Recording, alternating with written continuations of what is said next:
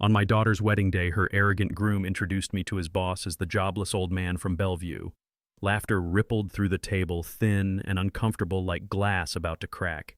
Then it stopped. His boss leaned forward, eyes narrowing on the pocket watch in my vest, and said, calm as a verdict, "Good to see you again, partner." He turned to the groom, voice cool enough to slice the air. "Ryan, we will talk about your position on Monday." The color drained from Ryan's face before the applause for the toast had even begun. Don't forget to subscribe to the channel and comment where you're watching from. If you were there, you would have felt it the way I did, not as sound but as pressure, a shift in the room's gravity. Conversation slowed. The violinist missed a note so soft it was almost a breath. Crystal stems stilled. Flame from the centerpiece candles wavered as if they knew something the rest of the room did not. I did not look triumphant. I have not worn triumph on my face for a long time. Age teaches you that quiet is more useful than victory laps. I placed a fingertip against the chain of the watch and let the chill of the metal tell me what came next. Before that moment, the evening had moved like choreography. Rainhaven Conservatory had been washed clean by a sunbreak glass panels holding a low sky and a city that pretended it had all the time in the world. Ferns arched over white linen. People with polished shoes and celebratory voices leaned into each other and compared notes on the wine. I was seated near the end of the head table, close enough to be in the pictures, far enough to be edited out in spirit. Ryan arranged it so the light framed Grace and him and left the rest of us in tasteful shadow. He was good at framing things. He thought framing was the same as substance. He did not come at me with cruelty, not at first. He came with the soft gloves of a man who has learned how to win rooms.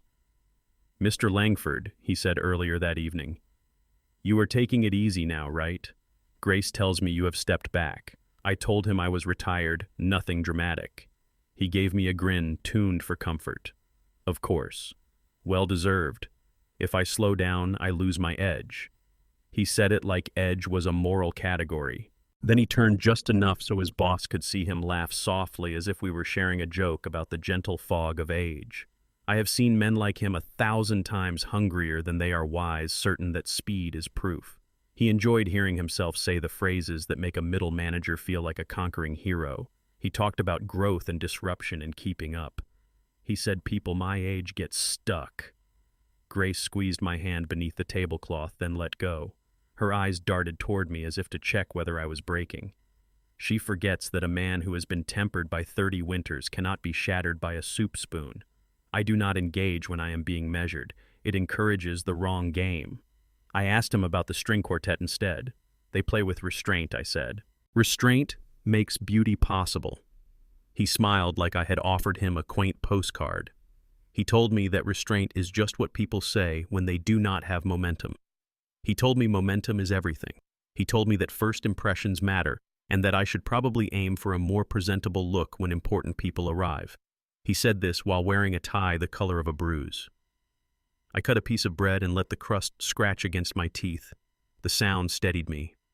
People who mistake speed for wisdom do not notice small sounds. He kept talking, shaping air into lines that sounded like leadership posts and looked like empty brass. He said he had learned to read character and that he never misjudged. His hand grazed Grace's shoulder when he said, "Character." She smiled at the room. I watched the muscle in her jaw clench and release. I told him something small and true. I told him that settling is a form of strategy, not surrender. His face performed confusion and then indulgence. He told me that sounded like something a poet would say when he has given up. I lifted my water and let the condensation dampen my palm. He thought I was cooling myself. I was counting by fives. 5 heartbeats for patience, 10 for purpose, 15 for the moment to let silence grow teeth. When Charles Denton drifted closer, Ryan shifted in his chair as if the sun had moved, and he needed to adjust his face to the light. I have known Charles since we both had more hair and fewer suits. He still carried that careful alertness, the look of a man who expects good news to cost something. He was speaking to a board member about forecasts and delivery schedules, and then his voice slowed just enough to listen for stray music in the room. He heard it. He turned his head and saw me. He did not see the cardigan or the shoes that had walked 1,000 mornings. He saw a watch chain and a quiet man waiting for the right minute. The laughter around the table had already started by then, some of it brittle, some of it eager, the kind that rises when people think they know their roles. Jobless old man from Bellevue. Ryan told Charles with the confidence of someone rehearsing his own legend. He wanted to appear generous, the sort of son-in-law who takes care of the fragile voices in a family. The laugh worked like a cue. Waiters paused mid-step. A cousin covered a smile behind her hand. Grace looked at her lap. The boss leaned close, and his eyes went first to the chain, then to my face, then back to the chain. I knew the exact second he placed the watch in his memory. We were standing in a basement 2.5 decades ago, both of us smelling of solder and coffee, when he had slid that watch into my palm and told me to keep time while he kept pace. "Good to see you again, partner," he said. Now not to the room, but to me. Then he turned to Ryan in a voice I had heard in budget reviews and crises, and he asked for Monday. "We will talk about your position. Not here, not now. Monday. Accountability prefers a desk to a dance floor. People will tell you that drama explodes. Sometimes it narrows. You could feel the evening pull into a single thread that ran from the watch to his eyes to mine to the color draining from Ryan's face. The table did not gasp. It inhaled and forgot to exhale. The string quartet stopped mid-measure, then found themselves again and fell into a softer song. A waiter set down a tray and let one spoon ring against porcelain before catching it. The sound carried like a small bell down a long hallway. Grace looked up at me, then a question and a plea and a confession stacked in her eyes. She did not know the whole of what would unfold, but she knew enough to read the weather. I did not smile. I did not need to. I touched her fingers under the table. She gripped back hard. We were both steady. We were both ready to hear the truth gather itself. Ryan attempted to recover with the instincts that usually served him. He talked into the silence as if volume could reverse the shape of things. He said there must be a misunderstanding. He said he respected experience. He said his comment had been a joke. He said many things that sounded like water poured into a sieve. It ran through. It did not hold. I have learned that you do not extinguish a fire by pointing at its smoke. I let him talk. When he reached for the comfort of numbers and titles, I nodded, as if I had not spent 3 decades translating numbers into structures that fed families. When he gestured toward Charles, hoping to pull rank into the circle, I watched the gesture collapse mid-air. The more he reached, the smaller his reach looked. You might wonder what I felt. There is a story people like about revenge, one that crackles and tastes like victory. That is not my story. What I felt was a loosening of a knot, the one that forms where a father keeps his worry. I felt a settling. I felt the relief you get when a scan finally reveals what has been growing in the dark. Knowledge is not joy, but it is a kind of mercy. It lets you act with accuracy. I asked for water, and the waiter poured with hands that were steadier than mine had been at 25. The surface of the glass trembled the way a lake does when the wind changes and the boats turn their tails into it. Ryan tried again, softer this time. He told me he had only meant that he would provide for Grace. He told me security mattered. He told me he would work 60 hours if he had to. He reached for the word stability as if it were a life ring. Stability, I said more to the room than to him, is not something a man announces. It is something his life says when he is not talking. He stared as if I had spoken a foreign language, then blinked and looked for a laugh that would not come. Charles gave him none. Grace gave him none. The room had turned from audience into witness. The pocket watch rested against my vest, warm now from my skin. That little weight had traveled years with me. It had counted all the nights when a server went down at 2 a.m. and we solved it at 3 with coffee and patience. It had sat in my palm at hospital beds and boardrooms and in the drive-through lane when Grace was 12 and had a recital and I did not have time to cook. It had been there when a bank said no, and again when a customer said yes. It had learned that worth and wealth are cousins who do not always speak. You may be thinking that this is where I stood and gave a speech that put him in his place. But the older I get, the more I understand that speeches feed pride and silence exposes it. I set my fork down gently. The tine ticked against the plate. I allowed the soft weight of the room to settle exactly where it belonged. I watched Ryan understand that he had invited a verdict without knowing the charges. He swallowed. He nodded. He touched his napkin to his mouth as if it could erase the sentence that had already been written in the air.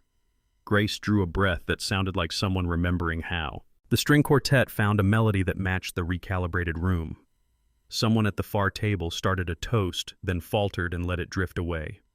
I took one more sip of water. It tasted less like a performance and more like what it actually was. Water, clear, necessary, unimpressed by our costumes. The rest of the evening did not dissolve. It reassembled itself. People smiled in smaller doses. The laughter resumed, but moved to a register that knows how quickly a tide can turn. When the servers brought dessert, the spoons chimed against china like a row of tiny clocks, each one marking a minute that had learned something. I sat with the watch warm against my ribs and thought about how day by day a life tells on itself. It tells when you open your mouth. It tells when you close it. It tells when a man calls another man a partner, and the room understands what that word costs to earn. By the time the candles had burned low, the conservatory had gone quiet in the way a city does just before midnight, when the fairy horns are distant and the streets relax. The light leaned against the glass and held there.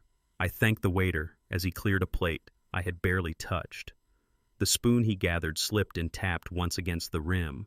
Such a small sound, and yet it drew a line under the evening. Flame flickered, then steadied. Music softened to a low ribbon that tied nothing and everything together. I placed my hand over the watch and felt it tick, not loud enough for anyone else to hear, only enough for me.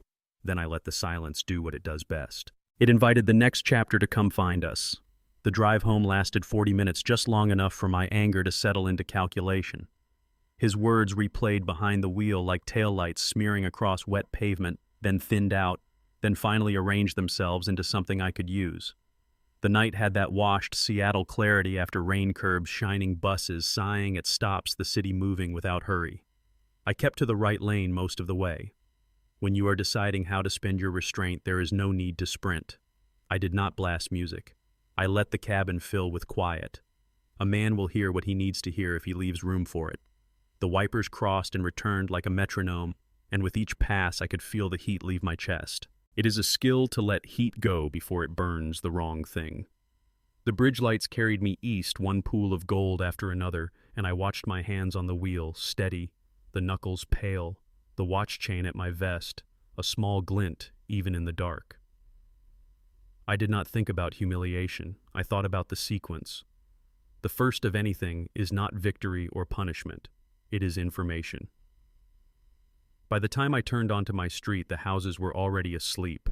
Cedar hedges leaned over the walk. The neighbor's porch light clicked off as if the neighborhood itself had decided enough. I parked and sat there a moment, palms open on my knees. Breath slow, anger cooled into something with edges. I told myself the truth I had learned over years of learning expensive lessons. Experience does not fade with age. It just stops announcing itself. The front door opened with the small wooden sigh it always makes. I did not turn on the overheads. I walked the way a man walks in his own home after midnight, fingers grazing the entry table, a shoulder finding the familiar edge of the hallway, the soft bump of a frame I have never bothered to straighten. The study waited at the end, that square room with the window that holds the morning and a desk that remembers my wrists. I switched on the lamp and let the warm circle of light fill the wood. The rest of the room stayed in twilight. It was the right proportion. Work in the light. Keep your anger in the dark where it cannot embarrass you. The first folder I pulled carried the old blue letterhead. Blue Arc Systems, Seattle, Washington. Articles of incorporation folded over once and worn at the crease. A state stamp leaning a fraction to the left. A date that still carries the smell of solder and pizza, and a coffee maker that wheezed like an old boat. Next to it, a patent certificate framed without flash. I ran a thumb along the frame and felt the dust that gathers when you stop pretending you need to display yourself. I did not smile. Memory is only helpful when it instructs. There is a different stack for the present. Vendor agreements. Service level summaries. A plain letter from Helix Legal confirming term renewals and escalation contacts. Our work at Blue Arc was never about logos, hardly even about products. It was about reliability so exact that it disappears. We built predictive frameworks that learn quietly in the background, that forecast loads and failures before they show themselves, that keep people from losing sleep when the network decides it wants attention. Helix is a customer. Helix is also a collaborator. We do not sit on stage together. That has always suited me. I took a legal pad and wrote 3 lines. Do not correct him in public. Do not protect him from his own words. Do not let pride choose the outcome. The sentences looked simple on the page. They were not easy to keep. I capped my pen and tried to imagine a future in which my daughter is safe and respected. A man cannot control outcomes. A man can control his own contributions to whatever happens next. Grace would not be asleep yet. She has her mother's habit of moving through the house after a big night, gathering small things and placing them in precise little galaxies. I pictured her setting a hairpin on a ring dish, folding a shawl over a chair back, pausing at the kitchen sink to drink water and stare at tomorrow. I did not call her. A father who calls when his pride is loud forgets which fight belongs to him and which fight belongs to the person he loves. I would speak to her when the sound in my chest matched the respect she deserves. The watch ticked against my shirt like a cricket trapped in a jar. It is not a fancy watch, steel, etched with a company name that never needed billboards. A gift from a friend at the end of a year that nearly ruined us. He told me then that time is kind to work done quietly and merciless to noise. That was the year we stayed a little longer at the office every night and wrote code that did not impress anyone until it saved a client from disaster. That was the year I learned that relief is a profit category no one reports and everyone remembers. On the wall to the right, a photograph of an old warehouse with a rolled door half open. A small team standing there, eyes bleary and alive. If you looked closely, you could see the winter in our coats and the stubbornness in our mouths. A generation talks about disruption like it is a sport. The people who survive it treat it like a marriage. You show up. You repair the small cracks before they make bigger ones. You take out the trash after everybody leaves, then you come back early and make the coffee again. That is not romance. That is what kept my people fed.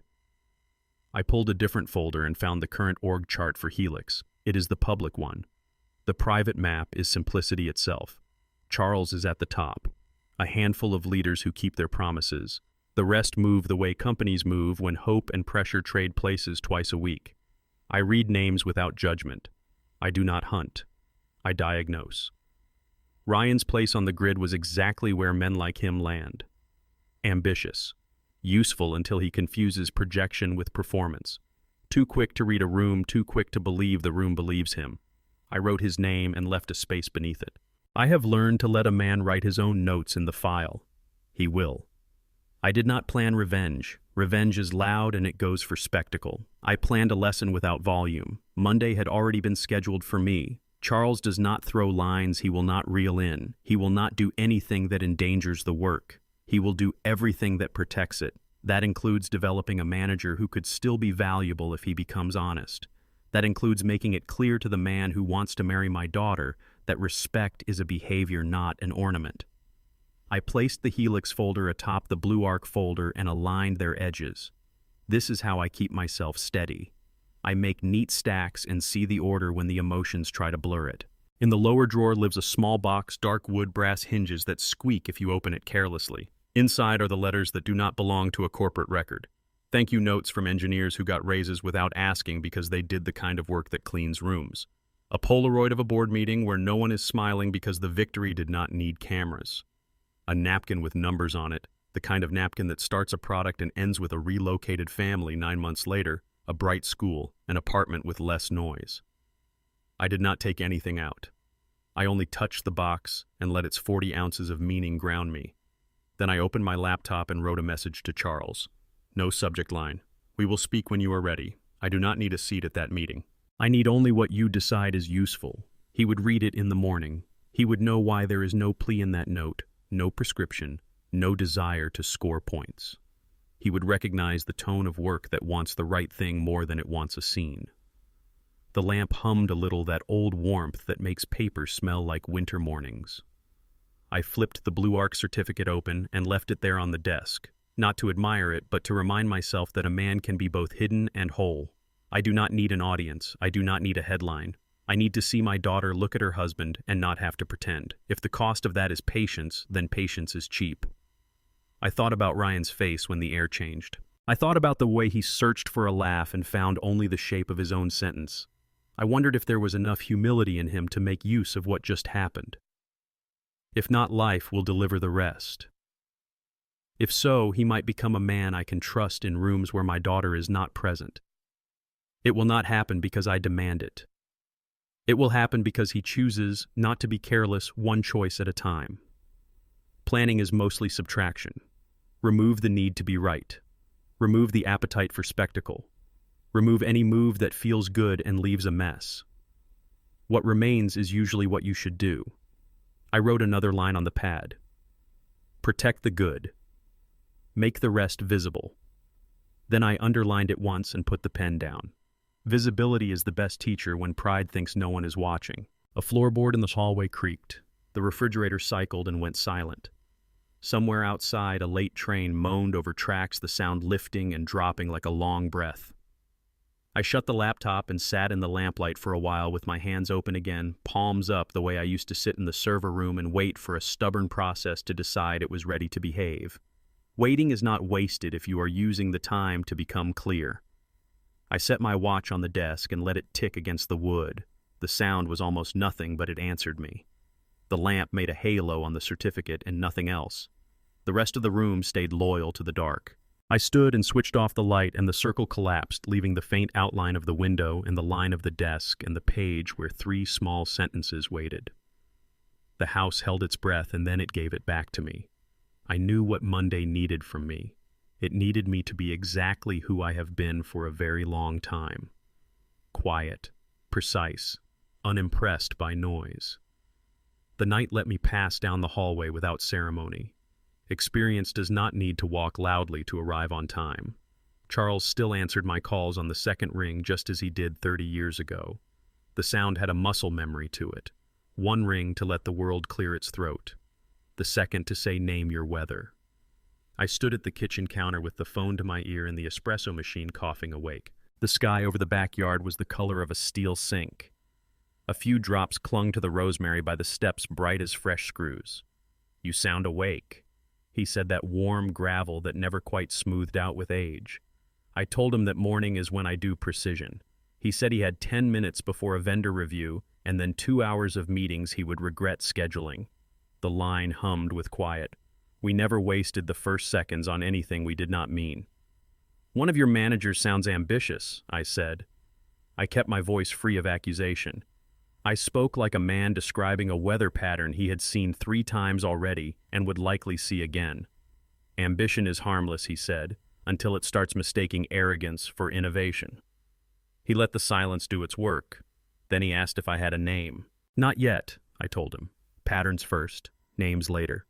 The espresso machine hissed and found its steam. The smell climbed up into the cabinets and hung there dark and bright at once. I rested a hand on the counter and watched a thin thread of crema settle into the cup. It is hard to lie with your hands in the morning. They tell your truth without drama. Mine were steady. His would be too. We had taught each other that back when money was short and patience was the only asset that did not depreciate. "Tell me what you are hearing," he said. "Not the gossip, the shape beneath it." I leaned on the windowsill and looked at the wet deck, the tiny puddles holding perfect circles of sky. I told him a few phrases had made their way to me, the kind that repeat themselves when they come from the same source. Disruption for its own sake. Legacy is a dirty word. Replace slow with hungry. He exhaled through his nose a sound I know better than some of my own thoughts. He asked if the complaints were paired with performance. Not always, I said. Sometimes the numbers look like a mirror he holds up to himself, bright on his good days, tinted on the rest. He laughed one short line, no pleasure in it.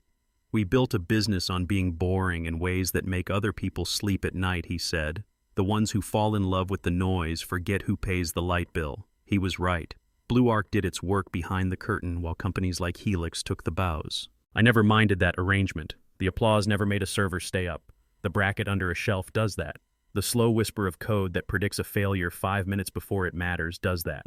I told him I was not calling to scold anyone. I was calling to ask what he wanted from that kind of man, because he would be getting more of them, not fewer. He said a team can carry one showman if he learns to be honest with himself. He said what he could not carry was a man who worships speed and calls it courage. We listened to the hiss as the machine exhaled once more. I pulled the shot and watched the steam lift like a thought making up its mind. He asked me if this manager had said anything disrespectful to the elders in the room. He used that word without irony, elders. He meant people who were still useful when fashion changed. I told him the comments were not direct. They were casual and confident and sharp enough to puncture dignity without making a mess. He said that was worse. He said cutting people quietly is a habit. We talked the way musicians trade bars. He asked if the man had talent. I said yes. He asked if the man had character. I said character shows up most clearly when it thinks no one is important is listening. He said that is why ambition needs a chaperone. He asked again for a name. I said I would rather give him a behavior. He said that is why we work. I took the cup to the table and sat where morning light breaks clean across the wood. The coffee steamed. The heat on my palm felt like a small truth settling. He asked me if I was worried. I told him I was preparing. Worry wants theater. Preparation requires a checklist. He reminded me he had a checklist for men like this. Find out if they can serve something larger than themselves. Pair them with someone who does not care about their shine. Let time do half the teaching. He wanted to know why I was calling without the courtesy of a name. I smiled into the steam where he could not see it. Because information should not jump ahead of character, I said. I needed to understand your appetite for patience. He said his patience is excellent until it makes the work worse. Then it is gone. We let a longer quiet settle then. He never filled the quiet with talk, just to prove he was alive. Neither did I. The cup warmed both hands. I looked through the glass where last season's tomato cages leaned like tired men who still showed up. I told him this manager might belong to him for a long time, or he might belong to a story people tell about a man who arrived eager and left early. He said he had seen both outcomes. He asked for a timeline. I told him life would schedule the meeting for him. I heard him stand and reach for a notebook. The air around him changes when he is about to assign himself a task. He said he would watch for the pattern I described. He said his sunny tolerance ends when someone mistakes cruelty for feedback. He said the company earns no interest on pride. I told him we were aligned and I meant the work and something else. He asked which something else. I told him the future I want for my daughter requires rooms where respect is not seasonal. He stopped. He asked me if something had happened. I said not yet. His chair scraped softly. He said a man does not say yet unless he sees the turn in the road. He said he would be ready. I did not tell him the name. I did not tell him the man in question had been at my table and had measured me with the soft smile of a person who thinks age is an alibi for failure. I did not tell him the man was engaged to Grace. It was not a secret designed for drama. It was a test for everyone involved. The arrogant often do not know when they are sitting next to an exam written in pencil and patience. He switched to logistics. He asked about our next maintenance window. I told him Sunday at 2 a.m. if their deployment stays on track. He told me his team would appreciate the same faces on the call as last quarter. He said the quiet, reliable ones you always send. I told him they are available. He asked me if I was sleeping. I told him better than I deserve. He laughed that short line again and said it would be good to sit across a table soon with real plates and no agenda. I told him I would bring the good pen. We wound down like men who have taught each other the same lesson 100 times and still enjoy it.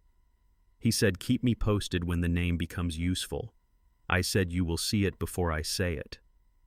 He said, I usually do. The second ring that began our talk would wait for another morning. After the call, I let the phone rest face down and watched the steam thin into nothing.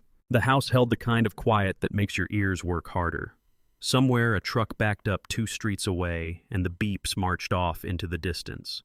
A crow negotiated with another crow over a fence post. I took a slow sip and felt the heat set a new pace in my chest. Not the ache of anger, the steady purpose.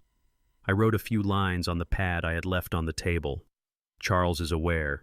He will not overreact. He will not underreact. I added a box to check next to each sentence. I like boxes. They make ethics look as practical as errands. Then I sat back and thought about all the times we had met men like this, and how sometimes the story ended with humility, and sometimes it ended with a resignation email that did not read like the truth. You start to hear the difference in the verbs. Learn, adjust, assist. Those belong to people who survive, shine, dominate, dazzle. Those belong to the people who burn through rooms. I rinsed the cup and left it in the rack because the small act of putting something in its place helps me put the rest where it belongs. The espresso machine gave one last sigh and fell quiet. I stood there with my hands on the sink, elbows locked like a man who just lifted something he can finally set down. The air smelled like what it always does after coffee and rain, work and possibility. I stepped into the hallway and felt the house take me in. When the doorbell rang later that afternoon, when the emails piled up, when the calendar stacked itself, I was ready for each thing to be exactly what it was instead of what pride wanted it to be. A manager with fast sentences would have his chance to discover what he stood on. A partner would do what partners do, and a father would let the test grade itself. The steam had long since vanished from the cup, but the lesson stayed warm enough to carry forward. Grace didn't knock. She never did when she had questions that hurt. The back door eased inward on its tired hinge, and the late morning came with her cool and green and carrying the soft breath of damp soil. She stepped into the kitchen barefoot, the hem of yesterday's cardigan pushed to her elbows, a rubber band around her wrist that she had forgotten to use. I was rinsing a mug at the sink, listening to the water settle into its steady ribbon. She stood there with her hands at her sides as if holding on to empty air. She said she wanted to be outside. I told her the garden was awake if she was. We walked out to the patio and the air opened around us. The rosemary lifted its small spines after last night's mist. The tomato cages made thin shadows on the stones. A robin worked the lawn with patient hops. I turned the spigot and the hose coughed and then released a stream bright and simple. The sound folded over itself and became a kind of cover for whatever needed saying. Grace moved to the bench under the maple. She did not sit. She hovered with the weight of a question resting on her collarbones. She looked at me the way she looked at problem rooms when she was a junior designer, eyes moving to corners and thresholds, checking where truth hides before anyone else sees it. She finally sat and pressed her palms on her knees. The tree shed one dry leaf next to her hand and she did not brush it away. She asked me why I let him think I was nothing. The words landed without echo because the morning took them in. She did not say Ryan by name. She did not have to. I held the hose low over the time and watched the water darken the gray. I told her because assumptions reveal more than confession ever will. The water gathered along the brick edge and then disappeared into the dirt. I let the hose rest there like a small river and turned to her. She stared past me at the hedge, not blinking. She said I should have told him. She said a man who wants to marry into our family should know the weight of the people he is promising to cherish. I told her men who require a curriculum do fine on paper and fail in rooms. She rubbed the bridge of her nose the way her mother used to when a headache was on its way, and she asked if this was some kind of trial I had set in motion. I told her no. I told her it was a mirror and I had simply chosen where to put it. A pair of sparrows quarreled in the cedar and went quiet the moment we looked. Grace lifted the rubber band from her wrist and let it snap back gently. She said she knew I was more than retired. She said she had always known. She said the papers in the study were not for decoration and that I did not keep certificates because I cared about framing. She said when she was 13, she read an old trade magazine in the garage while I fixed a lamp and there was a profile with my name in it and 3 paragraphs about systems that failed less when we built them.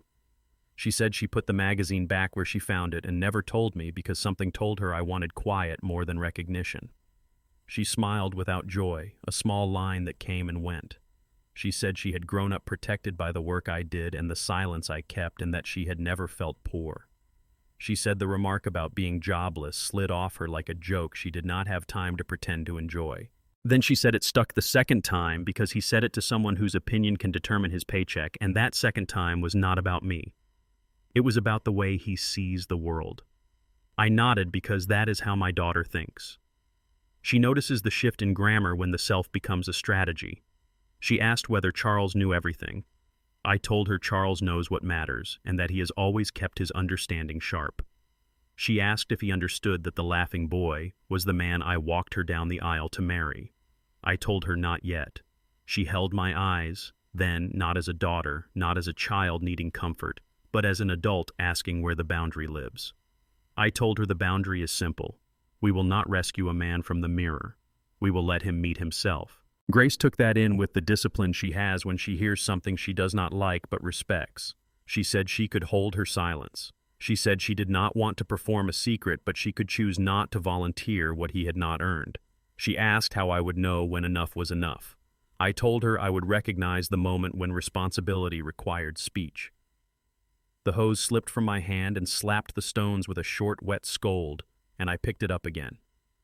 She smiled with her mouth closed. She said I was still clumsy when the room turned serious. The robin returned and drew a line across the lawn with small, determined steps.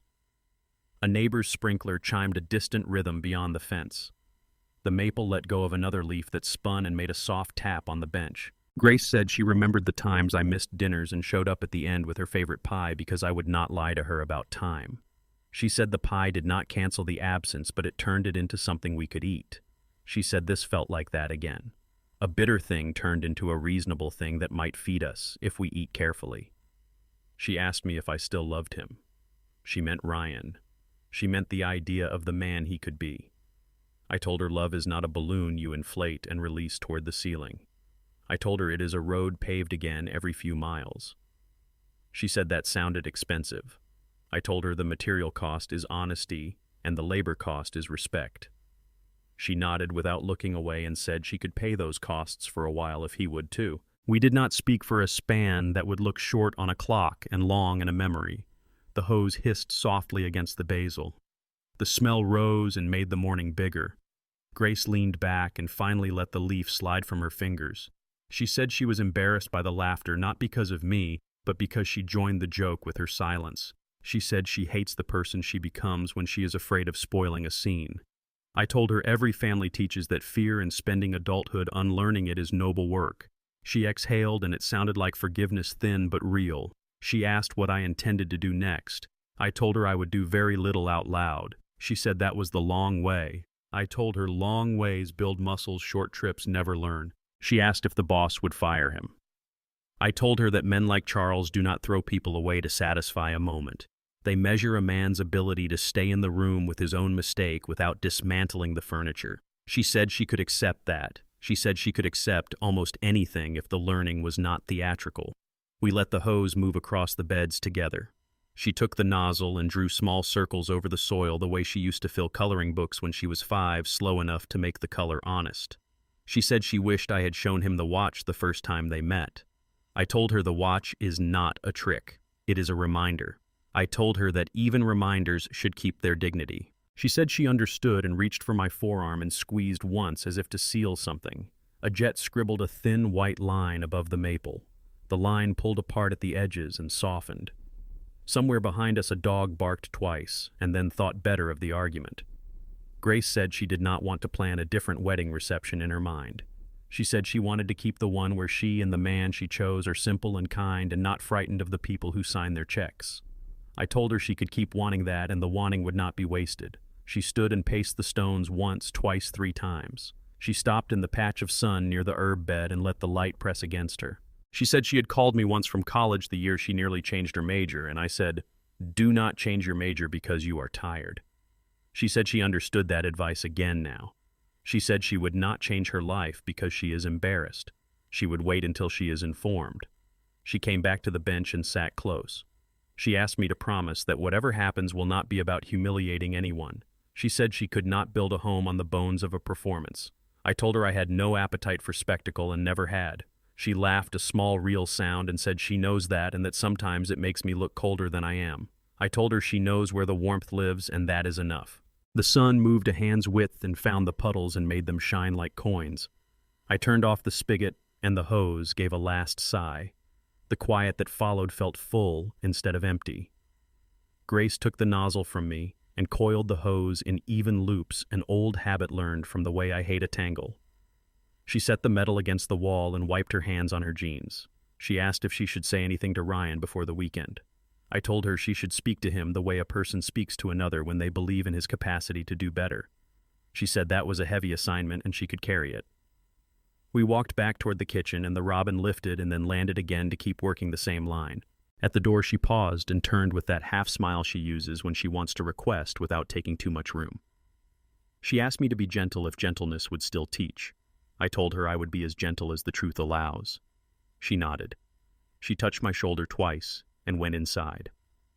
The study waited with its lamp and its papers, and the circle of light that makes sense of things the way a lighthouse makes sense of a coastline. I stood at the threshold and looked at the chair where I had sat through so many nights when a system refused to behave. I listened for the house breathing. I listened for anything that sounded like fear. I did not hear it. The garden had done its work. The truth had put down roots. The man I needed to be could step into his own day without noise. A young man would be given a chance to meet himself, and my daughter would be given the dignity of watching that meeting without having to speak for me or for him. Outside, the wind shook the maple and 3 leaves came loose, at once turned once in the air and settled without fuss. To fool a man blinded by pride, you do not need lies, only silence. I kept that in my pocket the next morning the way other men keep lucky coins. The neighborhood was wide awake by 7. A leaf blower coughed 2 houses down. A delivery truck exhaled at the curb and left a box on the porch that turned out to be a set of wine glasses Grace had ordered. I signed for them and set the carton inside. The air had that post-rain shine Seattle wears so well, every surface brighter than it has the right to be. Ryan called before 9. He did not waste time on small talk. He said he had been thinking about the reception. He said the room would be full of people who pay attention. He said there would be board members. He said first impressions matter, sir. I let the words land and I let them sit. They always do to people who have not lived long enough to know better, I said. He laughed the way a man laughs when he cannot decide if he has been complimented or corrected. Then he kept going. He suggested I consider a sharper suit, something that reads successful without shouting. He said certain colors photograph better. He mentioned posture. I thanked him for the advice in a voice that did not ask for more. He told me he had an hour at lunch and could swing by with a few tie options. I told him I was free if his schedule allowed it. He sounded pleased as if he had secured a small win. After we hung up, I stood by the sink for a minute and watched steam climb from the kettle, then break and disappear. Sometimes the most useful thing a man can do is let other people reveal themselves with no help. He arrived with a garment bag, a smile printed for daylight, and 3 ties folded over his hand like tongue depressors. He did not sit. He swept the living room with his eyes the way a realtor checks for clutter. He held up a blue tie with a tight pattern. Clean, conservative, professional. He lifted a red tie. Bold, assertive. The third one was a modern gray with a faint sheen and a brand logo so small it was meant to be seen by those who needed to see it. He called that one tasteful. I let him drape them over the back of a chair. He stepped back and tilted his head. That one, he said, pointing to the gray. It reads dependable and current. It says you belong without trying too hard. He smiled, softening the directive. The smile looked rehearsed and he wore it well. I told him I would consider it. He asked me to try it on. I did not. He kept searching the room as if his point needed supporting evidence. He found my shoes by the door polished but not new, and his eyes rested there a beat too long. He took it in and filed it under a category he would later regret naming. He suggested I let him take me to a shop he knew. He said they had ready-made suits that could be altered the same day. He said the price points were friendly. He used that word like a man doing me a favor. I told him my old suit would do. He hesitated and then pushed once more, careful smiling. The pictures last forever, he said. You will thank me later. I nodded and said he had put thought into this. He told me he cared about details. He told me the room would be full of them. I walked him to the door. He put the gray tie back on his hand, gave me a quick nod, and left with the promise to check in later. His car hummed away down the street and left a bright rectangle of silence where it had been. I stood there and let it fill the doorway. Some men use closets like trophies. I keep one good suit for weddings and funerals, and another for rooms that cannot read a cardigan. Neither had been a storytelling device until now. I did not go to the store he suggested. I drove to a tailor in a neighborhood where old brick remembers other decades. The bell over the door rang a clean little note. The room smelled like wool and chalk and machine oil. Light fell through a high window and turned dust into a slow parade. A man with pinstripes in his hair looked up from a machine, set a sleeve aside, and stood with the unbothered grace of someone who has made 1,000 small decisions correctly. He asked how he could help. I told him I needed something quiet that would not apologize for being quality. He thought about that for half a second and then nodded as if we had just agreed on the shape of winter. He brought 2 bolts of fabric to the counter. One charcoal with a subtle herringbone that you only see when the light leans a certain way. One mid-gray with a true weight. He draped them across his arm and the cloth lay itself down the way a well-trained bird lands. He held the charcoal up to my shoulder. He stepped back. He tilted his head slightly. He said almost nothing. The sewing machine in the back started up again with a satisfying hum. The needle tapped metal and then fabric and then traveled forward with the confidence of a thick vein. He measured without chatter. Tape slid across my shoulder. Fingers found the hinge of an elbow and the soft hollow below my thumb. He pinned with care. Hem here, sleeve there. I stood the way a man stands when being fitted for something honest, straight without pretending to be taller, still without pretending to be solemn. The tailor made a chalk mark on my back and the powder floated up and then down again. He stepped away, then returned, then stepped away once more like a quiet tide. He nodded to himself as if he had solved a puzzle no one else knew needed solving. He asked about buttons, horn or polished metal. I said horn. He asked about the lapel. Standard. I asked him to stitch the buttonholes clean and underspoke a whisper rather than a shout. He smiled very slightly and said, "That's the best kind of stitch." The hum of the machine deepened. The needle made its small, bright percussion. Somewhere in the back, someone pressed an iron and steam lifted in a pale ribbon. It smelled like work, not hustle. Work. He hung the jacket in front of me and let me see it in the mirror without asking me to pose. The glass held a man who had chosen not to make an announcement. The fabric took the light and returned it without commentary.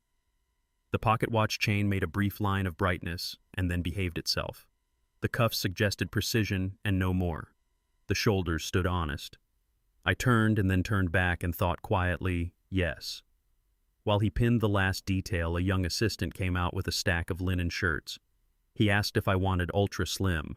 I told him I wanted the kind of fit that forgives a late night and rewards a good posture. He nodded and put one shirt aside. He asked about ties. I told him I had what I needed. He left with the mercy of a man who has learned that some projects bring their own materials. For a moment, there was nothing but the sound of that machine and the soft rasp of fabric agreeing to become shape. I watched the tailor press a crease, then lift the iron, then place it again in a slow, faithful ceremony. He moved like a man who trusts old tools. He clipped a loose thread and the tiny silver glint of the scissor tip caught the light coming through the window. The light slid across the case of my watch and then found the chalk on the table and made it glow like new snow. I paid the deposit and he gave me a claim stub that felt like a promise written in cotton. He said late afternoon for pickup. I thanked him and said I would be on time. The bell put its clean little note in the air again when I left. On the sidewalk, the city sounded like a city again. A bus yawned. Someone laughed at something that did not need protecting. A dog decided the world was worth a full-throated bark and then stopped as if embarrassed by its own enthusiasm. On the way home, I ducked into a hardware store for twine. An older clerk asked me if I needed help and then saw the stub in my hand and nodded approvingly in the direction of the tailor, like a man saluting a sensible decision. Another customer wrestled with a shopping basket that had opinions about where it wanted to go. We both smiled at the same time. There is a relief that comes from regular problems. They remind you that life still has more nuts and bolts than headlines. Back at the house, I set the twine on the counter and walked past the mirror in the hallway without looking at myself. I poured a glass of water and sat at the table. I wrote one sentence on a small card. Keep the room simple. Then I put the card in my wallet where it would stare up at me when I paid for dinner or slipped a tip into a folded check. The plan did not need a soundtrack. It needed a suit and a steady face and the patience to let pride talk itself breathless. Ryan texted a picture of another tie. He asked what I thought. I wrote back that it was fine. He sent a thumbs up as if we had just made a sale. He told me he was on a call with a West Coast client and that he might swing by again if they ended early. I told him I would be out for a bit. He sent a smile that made noise even in the silence of a screen. He asked if I had given any more thought to a modern haircut. I told him my hair had decided what it wanted to be years ago and it was not taking new suggestions. I returned to the tailor when the sun had shifted just enough to turn the sidewalk into a bright ribbon. The bell rang. He lifted the garment from the rack like a priest with a relic and laid it across the counter. He brushed an invisible nothing from his shoulder and looked at me as if to say, "This is ready." I tried it on. The jacket found me as if it had been waiting and the sleeves met my wrists like a firm handshake. The needle marks were gone. The chalk was gone. Only the shape remained. He stood back with his arms folded and nodded once slowly. I looked at myself without vanity. A man in a gray suit stood there and did not ask for permission. He did not beg to be noticed. He did not perform. He simply occupied his own outline. That is all I wanted. That is what the work had always wanted from me before cameras and introductions became part of a younger person's rhythm. I slipped the jacket off, and the tailor wrapped it in paper. The paper made a soft, dry music. He sealed it with a neat square of tape. The machine in the back clicked off. The room exhaled. On the drive home, the sky pulled apart into narrow blue and wider white. Traffic stacked and released. I held the suit in the back seat and felt a calm that belongs to men who trust preparation more than luck. At a light, I caught my reflection in the side glass. The watch chain was a thin line of brightness again, and then it disappeared. I thought about the look on Ryan's face when he learns that silence is not lack, but choice. I thought about the look on my daughter's face when the room around her learns it too. I smiled a small, private smile that did not need to be seen. When I carried the suit into the house, the fabric whispered against the paper as if the garment knew its own job. I hung it where the light touches things without drama. In that quiet, I understood again that playing small is not surrender when you do it on purpose. It is a strategy. It leaves space around the truth so the truth can walk in under its own name. The needle had done its part, the light had done its part. The rest would be a room full of people and one young man who thinks he knows how introductions work. I would let him show us. Then I would let the suit do exactly what it was made to do. Stand there. Be undeniable without noise. Some lessons require paperwork. I told myself that as the morning shook off its fog and the day made up its mind, I had breakfast without ceremony, rinsed the bowl, and folded the dish towel back over the oven handle so the stripe lined up straight. Then I opened the drawer in the study that does not need to impress anyone and took out the pen I keep for moments that should not be loud and should not be forgotten. It is an old instrument with a modest clip and a small emblem near the cap that most eyes would miss. Charles handed it to me years ago at the end of a quarter that almost broke our patience. He said, "Keep a good pen for the decisions that matter." He did not have to say more. Both of us knew that ink, when you use it right, is a kind of promise. I tested the pen on a scrap of paper and watched the line start clean. No blot, no hesitation. Good. In the desk tray, I placed an envelope and a single card with a sentence I had written the night before. Build gently, and the house will hold you when the weather comes. I would not add anything else to the card. Gifts talk too much when the giver tries to be wise. The money would be instruction enough. I slid the card into the envelope and left it unsealed. The pen went into my inside pocket where it could wait without announcing itself. Beacon Trust opens its lobby doors with the punctuality of a metronome. The building sits on a corner that produces a wind of its own and pushes people into the entry like a polite usher when the hour arrives. The guard at the desk nodded. He has watched me age one hair at a time and never made me feel observed. I greeted him by name, and he answered with mine. The elevator was wide enough to hold 4 strangers and their distractions. It took me up to a floor where the carpet is dense and the conversations are quiet even when people are pleased. They put me in a glass room with a view of cranes and water. A kettle sat on a tray and clicked like a small animal settling down. The banker I work with most often came in with a folder and that composure that lets you trust a person before they speak. Her name is Nora Patel. She takes notes like a person who will have to live with the consequences. We shook hands the way colleagues do when neither one of them needs to prove anything. She asked what brought me in today. I said a wedding gift. She asked what form I wanted the funds to take. Certified check. Amount, $50,000. She glanced up once, not in judgment, but in awareness, and then began the process that is half typing and half making sure there is no room for confusion. Her voice did not rise, her face did not perform. In a world that likes to pretend urgency is intelligence, I have learned to admire people who keep the line steady. She asked if I wanted the names printed on the check. Yes, Grace Langford and Ryan Mercer. She asked about a memo line. I said leave it blank. Some words are better written in the life that follows. She laid a signature plate on the table and slid 2 forms forward. I reached into my pocket and took out the pen.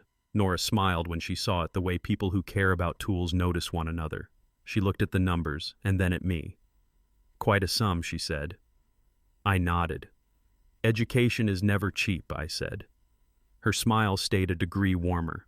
She did not ask what lesson I had in mind.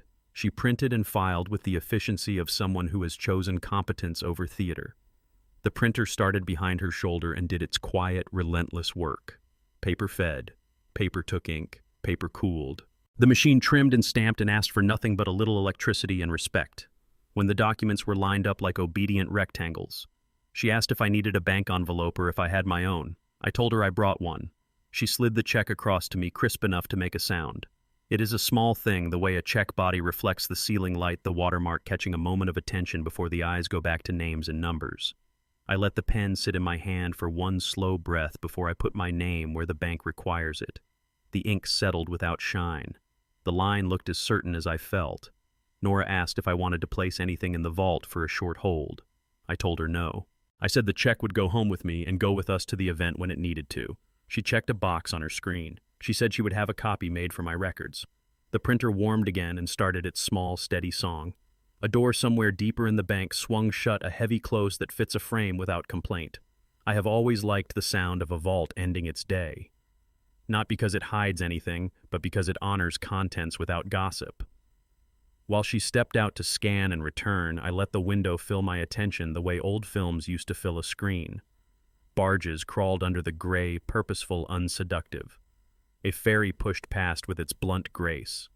The city did what cities do when nobody narrates them. It moved things and kept people at work. I remembered the first time Charles and I handed each other checks that mattered.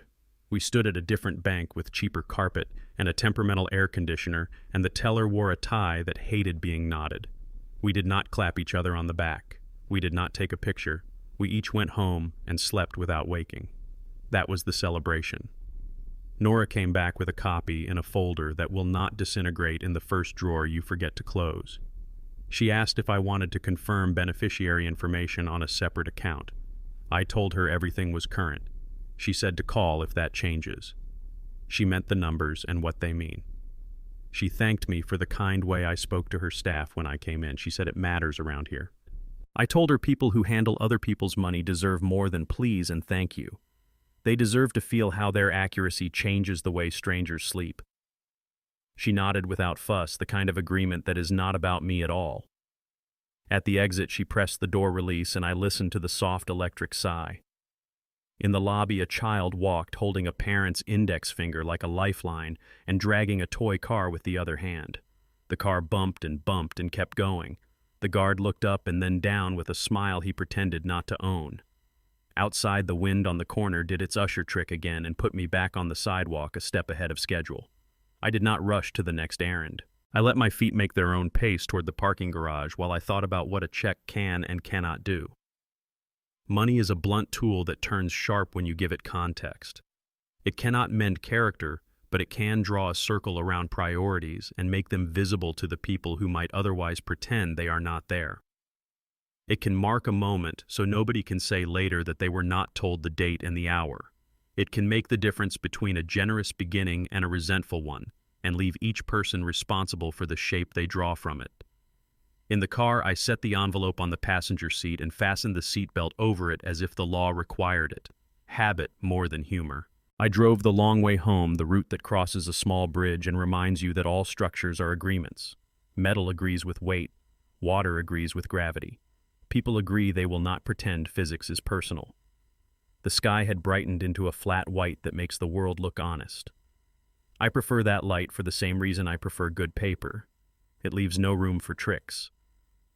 Back at the house, I placed the envelope where it would not get lost among the arrangements. Not on the mantel, not on the entry table where keys and mail act like a tide. I put it in the study on the right side of the desk pad so the edges lined up with the leather. It is not superstition. It is a message to myself that precision belongs to more than code. It belongs to the promises I make and keep when nobody is collecting points. I took the pen back out and wiped it with a clean cloth, not to polish it, but to remind my hands what it weighs. When Charles first gave it to me, he had just watched a junior engineer write his name with a disposable that skipped. He said a good line steadies a hand. I had laughed then because it sounded like something a writer would say, not a man who lives in spreadsheets and uptime. But he was right. A steady line holds you accountable. You can see it from across the room. It will not let you forget what you said yes to. I put the pen away and stood at the window while the neighborhood went about its ordinary business. A courier jogged a package up a driveway and back down again. A couple argued softly over the angle of a ladder. A student brushed leaves from a windshield with a sleeve. So much of a life is made of these unremarkable motions. If you do them well, the big moments are less likely to own you. I wrote 2 more sentences on my pad. Give without performance. Present without spectacle. I boxed them as if they were items on a grocery list. Then I wrote a third. Let the check be a mirror, not a hammer. I underlined the mirror once and put the pen down again. It felt like enough. As the afternoon settled, I heard the mail slot lift and fall. Flat envelopes slid onto the hallway rug and landed with their soft accusations. Advertisements. A statement I would scan and pay. A handwritten note from an old neighbor who never texts because the sound of pen on paper is what she trusts. I picked them up and carried them to the kitchen, then left them to wait. The check did not want company. Later, I opened a drawer and took out a simple ribbon and tied it around the envelope with a square knot my father had taught me before I understood why such things mattered. He said a good knot holds and releases with equal grace. I tightened and tested. The ribbon lay flat. The paper did not pucker. It looked like what it was, a gift with work inside it. As the light thinned toward evening, I locked the front door and listened to the bolt seat itself, a small mechanical certainty at the end of a day of decisions. The bank printer had done its job. The vault door had closed on time. The pen had written without effort. Paperwork does not fix people. It fixes edges. It says where one thing ends and another must begin. Tomorrow would have its own choreography, and I would not rush it. The envelope waited in the study with its card and its number and the quiet pressure that comes from knowing a lesson was already in motion long before anyone clapped. The chapel smelled of lilies and ego. Waxed wood-polished brass breath held a second too long between instructions. A wedding coordinator in sensible shoes moved people like chess pieces and spoke in a voice that made even groomsmen pay attention. Light from stained glass walked the pews in colored squares that shifted while we learned our places. Somewhere behind the altar, a small organ warmed up and sighed. Grace arrived in a rehearsal dress that did nothing to dim her. She kissed my cheek and squeezed my hand with the quiet pressure of a message. I am here. I am steady. She had that look she gets before a presentation when she knows the story and only needs the room to keep up. Ryan came in seconds later with 2 colleagues in tow, his stride quick with purpose, a garment bag thrown over his shoulder like proof he could do 3 things at once. He saw the coordinator and took over without saying so. He pointed at the aisle. He asked about timing. He suggested we run the recessional twice to make sure muscle memory took. He lowered his voice when he was near the officiant and raised it when he addressed the room. First impressions matter even at rehearsals. He kept glancing at his colleagues to see if they noticed that he knew what he was doing. I found my place in the front row and sat. My body knows how to sit in these pews, spine straight without the performance of it. The cushion gave politely. 2 bridesmaids practiced laughter that sounded almost like the real thing. A flower girl twirled in a corner and dropped imaginary petals in reverse. The ring bearer yawned in a way that made 3 adults yawn back and then lie to themselves about why. Ryan drifted over with his colleagues and nodded at me the way a man nods at a doorman he sees often. He extended a hand to Grace's cousin, introduced her to the colleague on his right, and lifted his chin toward me with a small smile that let them know I was safe but unnecessary. He called me steady. He said it like a compliment he had practiced. He stood with his weight on one hip and crossed his arms just enough to make his jacket complain. The colleague nearest him had an easy face and the softness of a person who had learned to survive sales by not taking offense. She asked how long Grace and Ryan had known each other. He answered in a paragraph. He said he always knew when a room belonged to him. He said he reads people for a living and that it is rare he misjudges. He looked around as he said it, hungry for the nod. The room obliged here and there the way rooms do when it costs nothing to be agreeable. I watched the coordinator mark tiny bits of tape on the floor where our feet should rest. I watched her fingers press the tape down flat and smooth the edges. Learn the marks. Hit them every time. The organist stopped warming up and went silent. The silence let his sentence sit. I stood and walked to the first pew as if I needed to adjust my view of the aisle. When I passed Ryan, I touched the back of a chair and let my hand rest there for a second. Be careful, I said, keeping my voice low enough to land where it should. Accuracy carries a price. He smiled without teeth. "I can afford it," he said, and reached for the tie pin that had slipped on his colleague's lapel as if to demonstrate his usefulness. The coordinator called for a first run. We arranged ourselves on the line and moved through the ceremony in draft form. We practiced the slow walk. We learned when to turn. We rehearsed the moment when Grace's hand moved from mine to his. I felt the flutter a father feels even when the rest of his ruin and repair cycles have taught him patience. When the officiant said the words, "Who presents this woman?" there was a hush that went deep, even though we all knew it was a practice question, and I answered with the same clarity I will use when it is not. After that, the pass room loosened. Jokes found a little air. Someone clapped for reasons that did not require clapping and then stopped and laughed at themselves. Ryan's second colleague, a man with a voice made for conference calls, asked how long it would take before the photographer got the shots he wanted. Ryan answered without asking the photographer. He said he had been through enough corporate events to know. He said time is money and we should not waste either. He glanced at me when he said the time. Maybe he thought I would appreciate the discipline. The officiant invited the couple to the front to practice vows. While they moved, Ryan's colleague asked about the families. He answered for me. He said I was in a quiet chapter. He said I prefer simple things.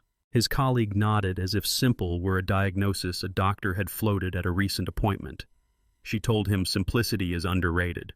He agreed, then told her about a deal he closed last quarter by recognizing the exact second a client was about to say yes and naming the yes before it was spoken. He said, "This is what reading people means." The organist struck a test chord that sounded like a small argument, then resolved into a pretty compromise. The coordinator asked for quiet while she checked a list and nodded to herself 3 times. The second pass began. Steps lined up. Voices made shapes that would hold a day later. When Grace and I reached the front, she held my hand and whispered that the floor squeaked on the third board from the center. We both smiled. The board squeaked again. Some truths announced themselves at exactly the right time. After the second pass, the room loosened more. Water bottles appeared. Someone found a chocolate in a purse and pretended to hide it. The ring bearer discovered the echo of the steps and tested it with a faster run than the coordinator would allow. Ryan stood near the front with his colleagues and one of the groomsmen and began to hold forth. He spoke about the way to judge a future with a glance. He talked about posture, handshake, shoes, and the small tells that reveal discipline or the lack of it. He gestured with a hand that cut the air like a blade and watched to see if it drew blood. The colleague with the easy face said that all sounded impressive, but asked how often he had been wrong. He said never. Not once. No footnote. He looked proud of the word never as if it had been printed on a card he could hand out. The groomsman raised his eyebrows. The easy face shifted to careful. I moved closer, not because I wanted an argument, but because I wanted to stop anyone from building one on a foundation that was weak. Grace finished with the coordinator and came to stand near me. She caught that little lift in Ryan's voice and looked ready. The photographer asked for a quick group shot to check the light. People gathered automatically. While they settled, Ryan kept the thread. He said success leaves indicators. He said you can see who is going to make it and who is not before the test even begins. He said the trick is trusting your accuracy. I said his name quietly. Ryan. He looked at me, smile-fixed eyes, quick with the spark of a man who believes himself invincible in friendly territory. Be careful, I said again. Accuracy carries a price. He leaned in half an inch like a boxer about to show fancy footwork. I can afford it, he said, and his colleagues heard him. There are moments when a room becomes a scale. You can feel the weight of words settle on one side and the people on the other hold their breath and wait to see if balance returns. No one lectured him. No one nodded noisily. The coordinator snapped her fingers and said, "Places in the scale release the way a breath does." We returned to marks. The camera clicked. A phone set face down on a pew vibrated once and went still. On the last pass, the officiant adjusted his notes and tried the recessional more briskly. Ryan laughed too loudly at something a groomsman said, then caught himself and lowered the volume as if he had found a dial behind his own ear. He reached for Grace's hand and held it correctly the way a man holds a thing that has its own gravity. He looked right while the room looked at him, and his colleagues measured the way a future writes on a person in their posture and their eyes. After the rehearsal, the coordinator opened the door to let the afternoon in. The chapel door closed once, and the latch made a sound that felt like a decision. Outside, a bell tower began to count the hour, each strike positioned in the air like a pin. The sound stepped into the room and stood there with us. People joked about dinner and rides and shoes and the weather. Underneath, the bell kept time the way truth keeps time, whether we clap or not. Ryan came to me one last time before we all drifted out. He asked if my seating was comfortable. He told me he would make sure I could see everything. He said he wanted the day to be seamless. I told him he would have help. He took that as encouragement. He told me again that he trusted his read on people and that it had never put him on the wrong side of anything that mattered. He put his hand on my shoulder as if we were two men on the same team. I looked past him at the aisle where we had traced the path twice and now knew where the boards talk. I told him that certainty behaves well until the moment it is given a bill. He laughed not unkindly and walked away to talk about dinner plans with his colleagues. They followed him with eyes that had learned something since the first ring of the bell. I stood a moment longer listening to the last note fade. It did not so much stop as stop being necessary. The coordinator gathered her tape. The organist closed the lid over the keys with the respect that work deserves when it has done its part for the day. I stepped outside and took the air. It smelled like wet stone and something green beginning. Somewhere in the distance, another bell answered the first softer and later like an echo that had taken the long way around. Seattle slept under fog. I rehearsed silence. The city's edges were gone when I woke. Houses turned to shapes. Trees softened into charcoal smudges against a sky that had not chosen a color yet. I stood at the window and breathed with the room slow in and slow out until the glass fogged and cleared and fogged again. The quiet was not empty. It held things. Footsteps from a jogger with good knees. A newspaper sliding onto a porch. Far off, a ferry horn was working its way through the mist like a patient animal. I did not speak aloud. Words are for when decisions are in doubt. I moved through the kitchen and set the water to heat. The kettle clicked once and rested a red dot bright as a small promise. I rinsed the mug twice, not because it needed it, but because the movement steadied me. When the kettle sighed and the pour began, the steam rose in clean lines and then turned to something softer, haze above heat, a lesson in how to be present without noise. I took the mug to the table and sat with both hands around it. No phone, no paper, just heat moving into my palms and the small sound of rain coming to life along the eaves. It started tentatively, a few taps like a pianist finding the key, then gathered into a thread that ran the length of the roof and down the spout. The scene outside held still. Spider silk at the corner window collected beads until it looked bejeweled and temporary. A crow tried a caw and gave up halfway, the fog swallowing its sentence. His words replayed behind the wheel last night on my way home. Then they thinned into something less jagged and more useful. I kept that habit this morning. Let the noise gather, then let it go, then see what is left. It was not resentment. It was direction. I did not need to win an argument tomorrow. I needed to be exact. The steam rose and diffused and rose again. The mug breathed with me. I tidied the house with the kind of attention that owes nothing to guests. Cushions squared. Books returned to their shelves with the dust jackets aligned to the edge. A sweater is folded. The quiet work of putting things in their place has a way of putting a man in his. I picked up a stray paper clip from the entry table and put it in a dish that holds orphaned hardware. In another life, it would live at the bottom of a drawer and draw blood when you fished for a pen. In this life, it rests with its kind until needed. The rain found its voice. On the porch roof, the rhythm settled into a soft drumbeat that made the whole house breathe slower. I opened the back door to the yard and stepped onto the mat. The maple stood in the fog like a ship at anchor. Every leaf was outlined in water. The rosemary pushed up its small bright points as if taking attendance. Somewhere beyond the fence, a neighbor's wind chime offered two hesitant notes, then fell quiet. I stood there long enough for the cold to walk through my socks, then stepped back inside and let the door find its latch. The click felt like punctuation. The phone lit on the counter. I did not hurry. It would be who it was.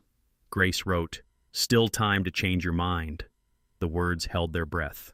I stood with them a moment and imagined her on the other side of the city, hair up, feet tucked beneath her on a chair, eyes on the screen while the fog softened her windows too.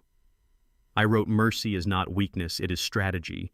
I watched the dots consider an answer, then disappear, then return. She sent a single heart and nothing else. That was right. We are both careful when it matters. I ate toast I did not need and listened to the heater wake and fall still. In the study, the lamp's pull chain clicked and the circle of light formed on the desk like a tide pool. I did not sit. I stood in the doorway and felt the room's patience, papers aligned, pens where they belong, a chair that remembers my spine. I let the circle of light do its small work on me and then left it to its quiet duties. Not everything needs a witness to be faithful. By mid-morning, the fog had learned how to be rain. I took a coat and walked the long block to the park that is too small to be proud and too green to be ignored. The gravel path made its friendly conversation with my soles. A man in a cap I recognized from 100 mornings lifted 2 fingers in greeting without breaking stride. A dog trotted beside no one, then realized its person had stopped to tie a shoe and trotted back a small correction without drama. A school bus hissed to a halt on the far side of the street and children spilled out like the good kind of noise. Even fog makes room for childhood. I sat on a damp bench long enough to leave the faint trace of myself and watched the lake learn how to hold rain. Ripples drew circles inside circles, a demonstration of cause and effect without a lecture. I thought about what tomorrow would ask of me. Not a performance. An absence of flinch. A willingness to let a moment arrive and leave without me chasing it. The water accepted everything that fell into it and became none of those things. It stayed water. Back home, the kettle found me again. I poured and watched the white breath of heat climb, twist, and erase itself. Steam leaves no footprint and still changes the air. I set the mug down by the sink and leaned my hip against the counter and let time do its job. A text came from an unknown number and turned out to be an automated reminder for a dentist appointment next month. I confirmed it and felt grateful for the ordinary. I answered a message from a former colleague asking for a reference for someone we both knew. Good work. Better listener than talker. Learns what he does not know. Sent. Closed. The phone was face down again.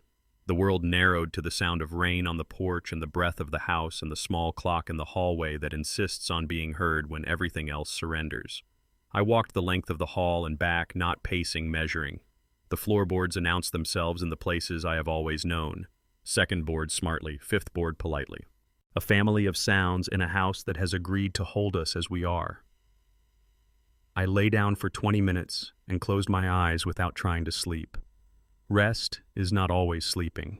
Sometimes it is the decision to stop solving for a little while and let the body solve for you. The rain took the ceiling and made it its instrument. A car passed once.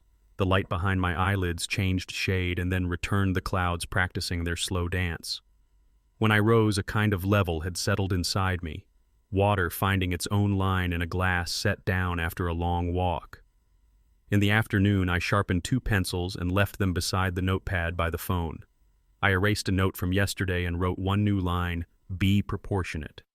I underlined the word once and then put the pencil down and stepped back. I answered the door for a delivery and thanked the woman who signed her scanner with a flourish. She smiled at the rug and said, "Nice pattern." I told her my daughter chose it and that everything she chooses tends to wear well. The truth of that did me good. The rain softened, then returned, then softened again. Not a conflict, a conversation. I made an early supper that required cutting and stirring and nothing more. An onion surrendered to the heat. Rice accepted water and time. I ate at the counter, standing one hand on the plate, the other on the edge of the countertop, the way a man steadies himself when the room is already steady. No wine. A glass of water that tasted like what it was and asked for nothing. As the evening lifted its dim lantern, the neighborhood lights came one by one. Porches woke. A bicycle blinked red down the hill. Someone's radio tried a song from a decade that still thinks it is young. I took a mug outside and stood under the awning while the last of the day took its bow in gray. Steam again, the same lesson repeated, the same patience made visible. Heat turns to breath, and then to memory, and then to nothing you can point to and everything you can feel. Grace texted once more. "Breathe," she wrote. I answered always. Then rested the phone on the railing and watched a slug make the long decision to cross wet concrete. No hurry, nothing to prove. Absolute commitment to the line in front of it. I waited until it found the fern and disappeared, carrying the whole of itself into a place that had room. When the night finally took the windows, I walked the rooms once more with a hand on the wall. Not checking. Greeting. The house offered each familiar sound back to me. A settling in the duct above the hallway. The soft wheeze of the refrigerator that has saved more leftovers than I deserve. The brief whisper of air under the front door as a car moved past and pressed the world in for a second, and then let it go. I turned off the last lamp, and the dark did not claim me. It received me. Tomorrow does not need me to be angry. It needs me to be clear. The fog out there will lift when it is ready. The room in here is already bright enough. I lay down and listened to the final thin rain on the roof. Each drop sounded like a pencil mark on a clean page. Not a drawing, a set of coordinates. I felt my breath keep the count. The steam that had risen all day was gone now, but the warmth stayed. It waited where I could not see it. It would be ready when I was. The glass roof caught the sun just as he said the words. He is my father-in-law, out of work but harmless. The light jumped from pane to pane, a bright shiver over ferns and crystal and pale linen, and for a breath the room looked like it had agreed to tell the truth. Heat and chatter were already high. The string quartet sawed through something cheerful at a pace meant to drown small slights. Servers moved like careful weather-setting flutes, refreshing water, lifting plates before anyone noticed their grief. Guests grouped and regrouped faces turned toward the power in the room, the way flowers turn toward light. The Rainhaven Conservatory had never looked more like its own name. Glass, green, a garden pretending not to listen. Grace stood 2 steps off my shoulder, the exact distance where love can move quickly if it needs to. Ryan worked the crowd as if he had rented it by the hour. He liked to be the hinge that made introductions happen. He guided a pair of board members past the bar and toward the windows as though the view belonged to him. He adjusted his cuffs. He checked the line of his coat. He checked who was checking him. All of it is smooth. All of it the dance he trusted. I held my place near the far end of the family table, a quiet piece of furniture in a room that preferred display. My hands found each other and rested. The old pen was in my inside pocket, a small weight not for show. The envelope waited in my study at home, tied and still. I did not think about either one. I watched the path the sun took across the roof and waited for it to find the spot where it would fall on my sleeve. Charles was by the windows. He has always liked edges. They let him see what is approaching before others look up. His profile was the same as the first time I saw him across a folding table piled with cables and pizza boxes. Alert, amused by the right things, not fooled by shine. He was listening to a director who spoke in italics and waited for a pause that would give him a clean exit. Ryan caught that opening first. He was walking 3 people at once. Grace, a senior engineer with a laugh that carries, and Charles. He threaded them through the guests with the confidence of a man who has memorized the room. He smiled in 2 directions at the same time. He placed bodies the way a table setter places silver. He paused them under the brightest square of light, lifted his chin, and did what he does. This is my wife Grace. This is her father. He is my father-in-law. Out of work but harmless. It was meant as a kindness that assumes its own superiority. The phrase harmless settled on my skin like dust. The laughter around us thinned, then tried to thicken again. The quartet missed a breath, then pretended they had planned it. A server clipped a glass with a bottle, and the soft chime ran a bright line through the air. Charles turned toward me as if he had been about to look there anyway. His eyes traveled the way good eyes do. Not to my face first, to my sleeve, to the small silver at my wrist, to a cufflink most people would read as nothing more than clean metal. There is a mark on those links that very few people know by sight. He does. He saw the old blue arc emblem etched so fine that it had to catch the light to reveal itself. Then he saw the chain at my wrist and knew what it was without needing it to speak. He stepped forward. The sound in the room moved aside for him. He put a hand on my shoulder, familiar grounding. He looked at me the way a partner looks when he would like to laugh but also might not. Then he looked at Ryan. Unemployed. He co-built the system that pays your salary. The quartet stopped all the way this time. Bows hung in the air like questions. The chatter on our side of the floor flattened. Somewhere 2 glasses touched and made a delicate apology. Around us, the words repeated themselves softly as if the walls wanted a closer listen. Grace did not move. The light caught in her eyes and held there. Ryan's face folded and unfolded as he tried on other expressions. Charm, confusion, confidence. None of them fit. He swallowed. He looked at the cufflink as if it had betrayed him. He said the only sentence left to a man who has spent months rehearsing the wrong play. I did not know. Charles kept his voice where it belongs when rooms need oxygen. Even. Certain. Not cruel. He said he had never hired a man who was so sure of his readings that he mistook them for facts. He said accuracy requires proof. He said a paycheck is not a moral test. He said my name the way you say a thing you have built with both hands. The board members rearranged their faces. One of Ryan's colleagues raised a hand to her throat and then dropped it as if remembering she did not need to catch anything. A cousin took a half step backward and bumped a chair, and the chair bumped a foot, and a whispered sorry made a path through it all. Ryan tried again. He faced me not because he wanted to, but because avoiding me would have been noisier than the humiliation already at work on him. He said he respected experience. He said his words had been a joke. He said he would never belittle a person who had earned their place. His voice found the wrong register. Pleading dressed as clarity. I did not pronounce anything. I let the room feel its own weight. I kept my hands where they were and let one finger press against the cufflink's edge. I remembered a different room and a different year where Charles and I had signed our names with tired hands and no audience. I looked at the glass roof. The sun had moved on. The spot on my sleeve went from bright to ordinary. The reflection did not need to keep performing. It had done its job.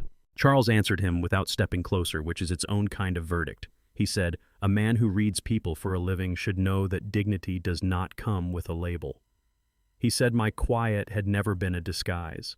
He said the company had been built behind doors just like this one with both noise and patience, and that only one of those actually saved customers when everything went wrong at 3 a.m.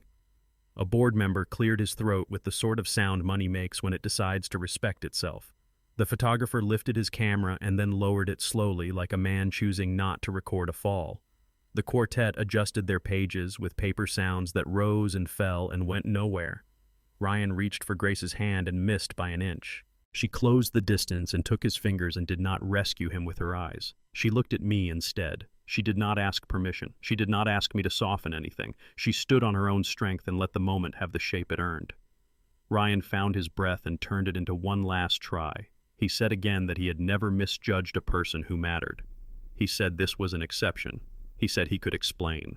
He said a lot of things that would have sounded different if there had been no glass in the roof to catch sunlight and reflect it down exactly where it belonged. Charles addressed him and no one else. Monday morning, he said, "We will discuss your position." He did not threaten. He set an appointment.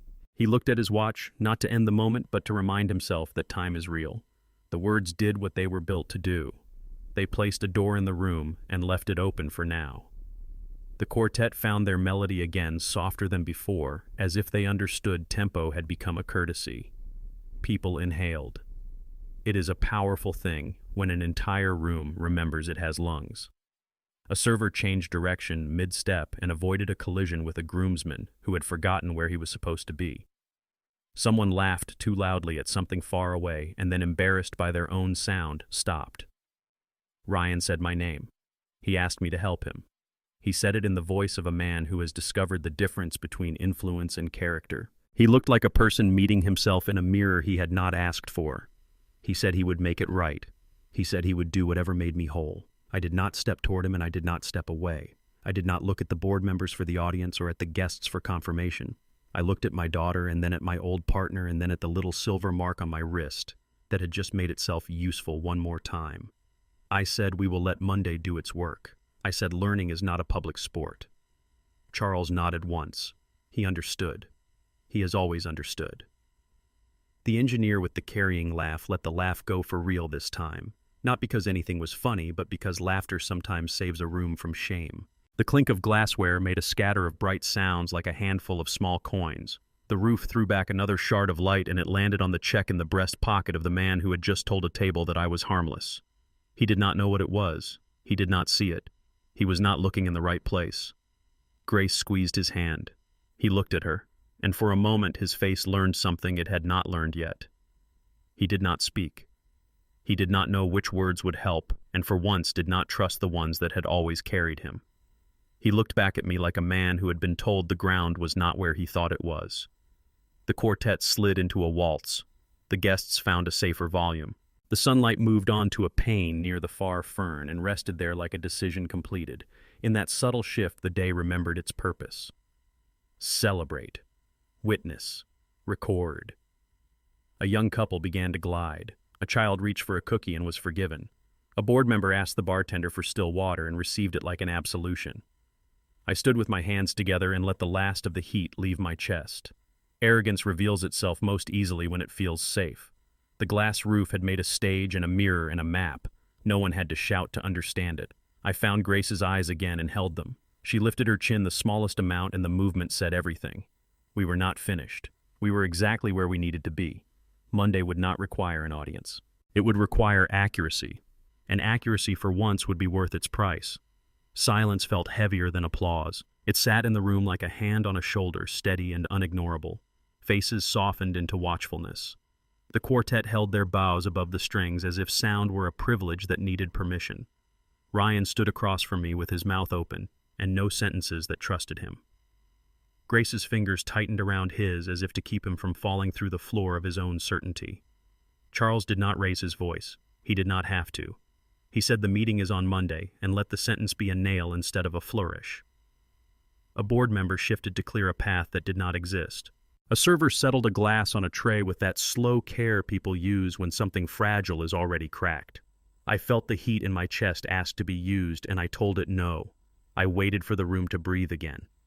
Ryan found the air first and used it poorly. He said he respected me. He said respect guided his choices. He said the words like a man reading a policy he thought would cover him. He turned to me with eyes that had never once asked for help and said, "Help me." The plea was not theatrical. It had the raw scrape of someone meeting consequences for the first time in a room that wears chandeliers. I looked at Charles. In his face, I saw the old calculus of a leader who values the work more than the moment. He was ready to act, ready to protect the culture that kept payroll honest and customers asleep. I could let him finish the lesson here very clean, very final. Or I could let the lesson travel farther than this room.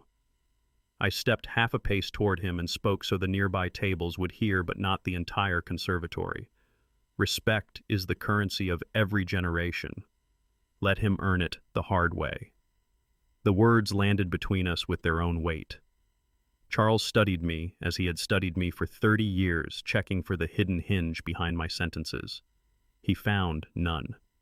He gave me a nearly invisible nod that meant, "Go on." I turned to Ryan. I did not dress for the moment with a speech. I did not summarize history. I did not borrow dignity from the past. I said you will show respect to the people who keep your work from breaking. You will make amends without requiring applause. You will let silence do most of the talking, and you will listen until listening becomes the habit that saves you. He swallowed like a man who had forgotten how. Tears reached his eyes and broke their line. He did not wipe them in time. "I will," he said, and the words were not pretty, only true. Charles lifted the room a notch with the kind of authority that makes relief safe. 6 months, he said. Active probation. Metrics that are not decorative. You will apologize to those you diminished, and you will not choreograph that apology for effect. You will take the graveyard maintenance calls, and you will not announce that you did. You will be mentored by someone who does not like you yet. At the end of 6 months, we will not need to ask for your numbers or who you are. The people will answer for them. The quartet found their song again, the melody stepping carefully back into the afternoon, like a waiter carrying a tray through a crowd. Light came slanting through the glass roof, a warmer color now, late day, deciding it might forgive us. The in-between conversations resumed in small threads. You could feel the room relax its shoulders and choose to keep going. Grace looked at me across the bright lane, and I saw the slightest thank you in the way her mouth set.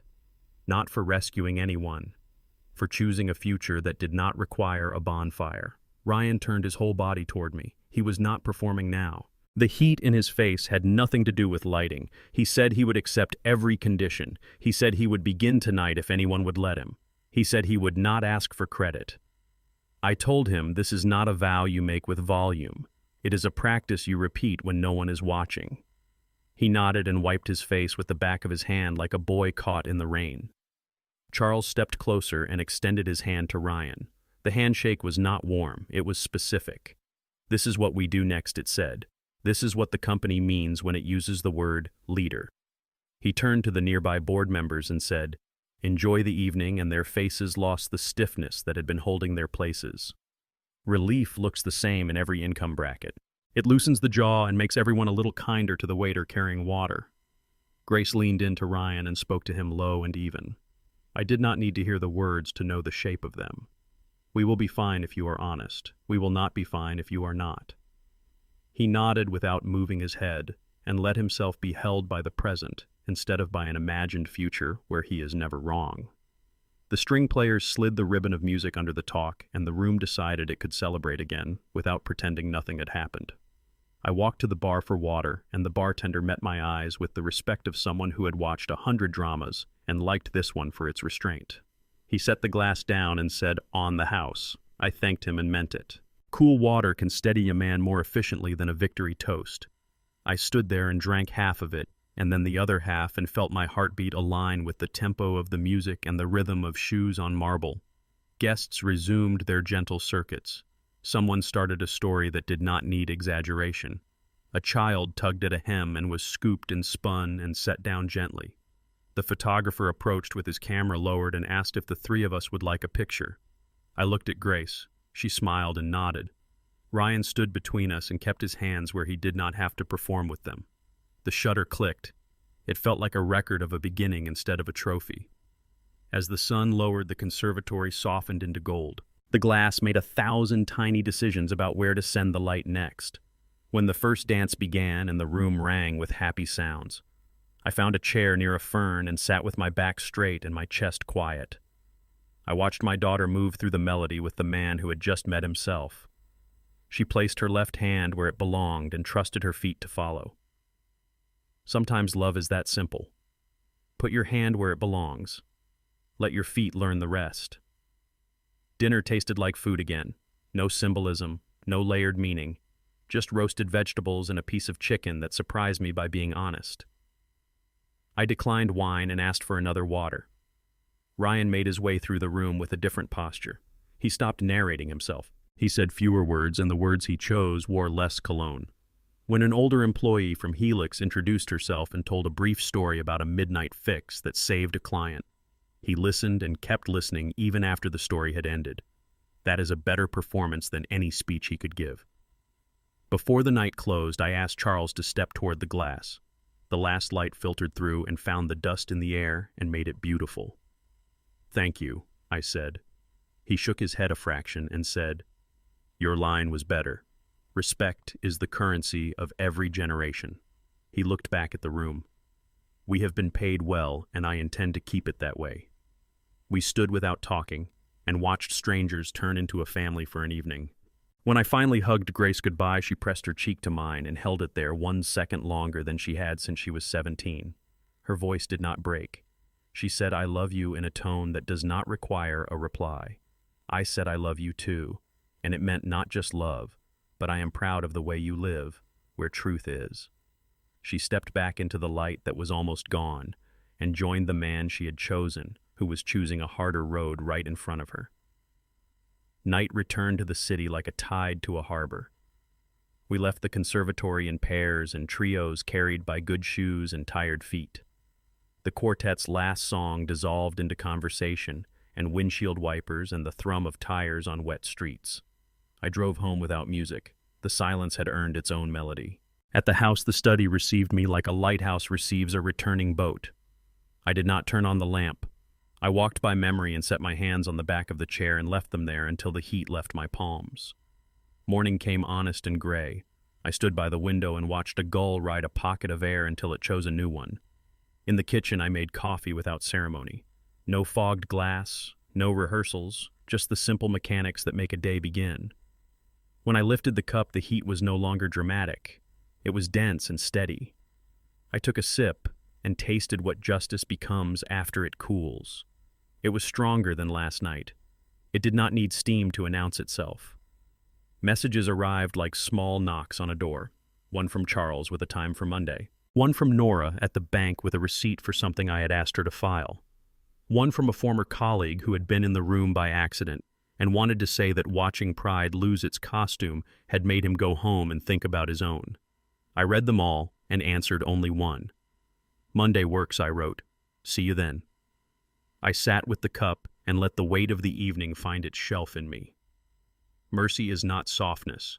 It is a tool with an edge you keep sharpened for the day when cutting away pride will save a man. If Ryan keeps his word, the edge will have done its job. If he does not, the 6 months will give him all the instruction necessary to complete his own sentence. Either way, the plan honored the thing that matters most to me in rooms where influence is on tap: respect. Later, I walked out to the garden and stood where the hose remembered my hand. The maple held a new green a shade deeper than last week. The air was clean from the kind of rain that refuses to apologize. I thought about the men I have known who believed that the only way to win was to scorch. Some of them did win. None of them built anything I wanted to live in. The best part of last night was not the reveal. It was the restraint that followed it, the decision not to drop the hammer when a mirror would do. I finished the coffee, and the last sip was cooler than I like, but still worth the swallow. A lesson that lasts rarely burns. It settles. It asks to be practiced. It builds a muscle you can call on without thinking when rooms get loud and easy truths start throwing confetti. Forgiveness is the only corrective that makes change stick. Without it, justice is just a louder version of the wrong thing. With it, even a young man who thought he could afford certainty learns how to pay in the currency that has always kept the lights on. Respect. Thank you for joining me on this journey. If you enjoyed this story, please like this video, subscribe to the channel, and share your thoughts in the comments. To listen to the next story, click on the playlist now showing on screen.